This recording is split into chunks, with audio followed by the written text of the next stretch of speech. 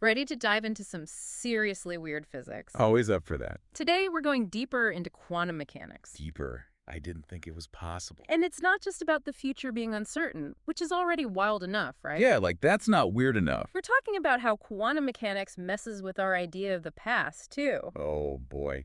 Here we go. Our source for this deep dive is a theoretical computer scientist who clearly loves this stuff. He uses this thought experiment Oh, I love a good thought experiment. to show how the past gets all wibbly-wobbly with quantum mechanics. So picture this.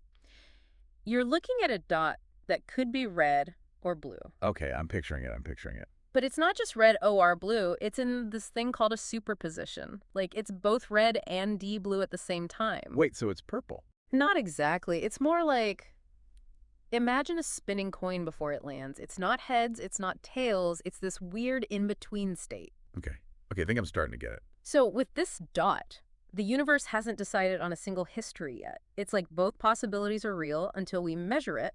By measure, you mean? Basically, just look at it. Oh, got it. And this is where it gets even weirder. What if, before we look, we use something called a quantum gate to change the odds of it being red or blue? A quantum gate. Sounds complicated. Think of it like a special operation that can shift those probabilities. So instead of, say, a 3/5 chance of red and 2/5 chance of blue, it's more like 1/4 red and 3/4 blue. Okay, and this does what exactly? Well, now it makes you wonder, what color did you see before we messed with the odds? I see what you mean. In the normal world, there'd be an answer, even if you forgot what you saw. Right. But in quantum land, the past observation doesn't have a fixed answer anymore. Whoa. So the past is as uncertain as the future now. It's enough to give anyone a headache. It makes those creationists who think Earth is 6,000 years old sound almost sane. You're not wrong. So the big question is, if the past can be this undefined, this fuzzy, what does that mean for our memories, for our experiences? It's like someone hit the reset button on reality. Yeah, exactly. But before we disappear down that rabbit hole, let's talk about how physicists try to make sense of this. One idea is decoherence, and it's a wild ride in itself. Decoherence, huh? Yeah. So that's supposed to explain why the universe isn't messing with us even more than we realize. Well, sort of. It's more like decoherence tries to explain why we experience the world as stable and classical, even though deep down it's all quantum craziness. Okay, because so far it seems like reality is one big physics experiment gone wrong. You're not far off.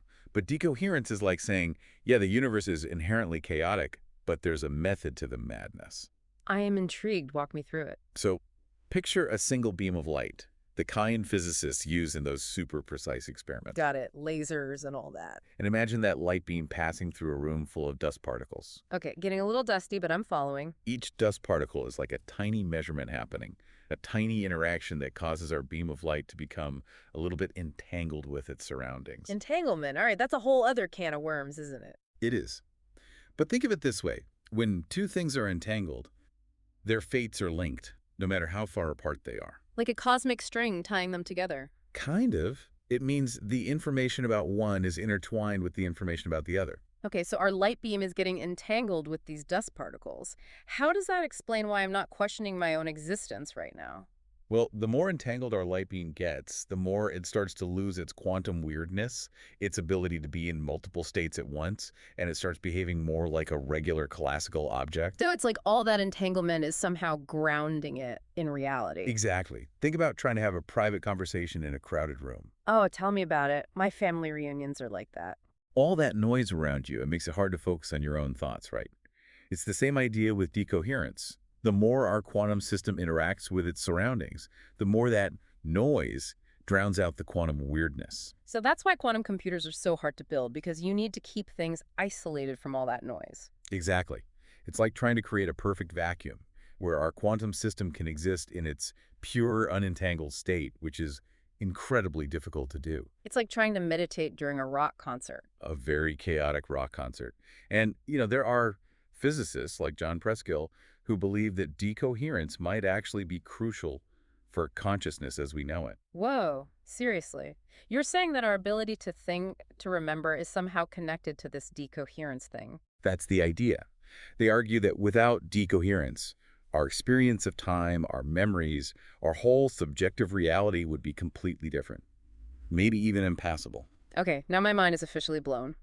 So It's like our ability to perceive a stable world, a world with a past, present, and future, might actually rely on this constant fuzzing out of quantum possibilities. Like a mind-boggling idea, isn't it? That's one way to put it. So decoherence is like the universe's way of keeping things from getting too weird for us to handle. That's one way to think about it. But of course, not everyone buys into the whole decoherence story. There are those who think there's more to the story, a deeper level of reality where things aren't so fuzzy and uncertain. You're talking about hidden variable theories, right? The rebels of the physics world. Hidden variable theories, right? They're like the Wild West of physics. Yeah, kind of.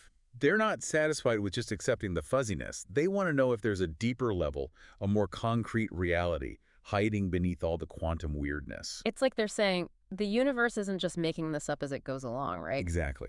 Imagine, instead of a constantly branching sea of possibilities, there's this little boat bobbing along, representing the universe's actual state. The waves are still there, those are the quantum possibilities, but the boat, guided by these hidden variables, is following a definite path. I'm liking this boat analogy. It's very visual. And it helps to illustrate how hidden variable theories try to reconcile the deterministic with the uncertain. Okay, but if these hidden variables are actually steering the ship, why can't we just observe them directly? Well, that's the thing about hidden variables. They're designed to give you the same predictions as standard quantum mechanics, just with this extra layer of, well, let's call it cosmic stage direction, like the stagehands behind a magic show. So they're pulling the levers, making sure the universe runs smoothly, but staying hidden behind the curtain. Precisely. But how do we know which interpretation is right? Is it just a matter of preference? That's the million-dollar question. And honestly, we don't have a definitive answer yet. Some physicists love the elegance of hidden variables, while others find them unnecessarily complex. So it's not about proving one side right or wrong, but exploring different ways of understanding the same phenomena. Exactly. It's about pushing the boundaries of what we think is possible, even if it leads us down some pretty strange and wonderful paths. Speaking of strange and wonderful paths, what are some of the most out there, hidden, variable theories out there? The ones that really make you question everything. Oh, there are some good ones. One of the most well-known is Bohmian mechanics, which suggests that particles actually do follow definite paths, we just can't directly observe them. Hold on, so even though those particles seem to be acting all wave-like, they're actually just following a secret roadmap. In a way, yes. It's like they know exactly where they're going, even if we can only see the blurry, probabilistic version of their journey. That's both creepy and cool. Any other contenders for the strangest hidden variable theory award? Oh, absolutely. There's one that uses the max flow min cut theorem. Hold up, isn't that something used for, like, internet traffic? You're right, it is. But this theory uses it to describe how probability flows in quantum systems, kind of like imagining those probabilities as a fluid flowing through pipes. Okay, now my brain is officially starting to hurt. But in a good way, I think.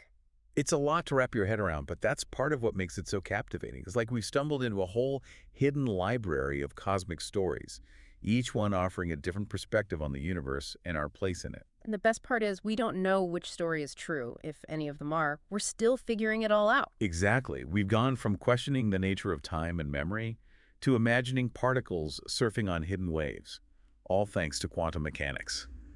It's a humbling reminder that even though we've come a long way in our understanding of the universe, we're still just scratching the surface of what's out there. It's kind of beautiful in a mind-bendingly complex way. And who knows what incredible discoveries await us as we delve deeper into the mysteries of the quantum realm.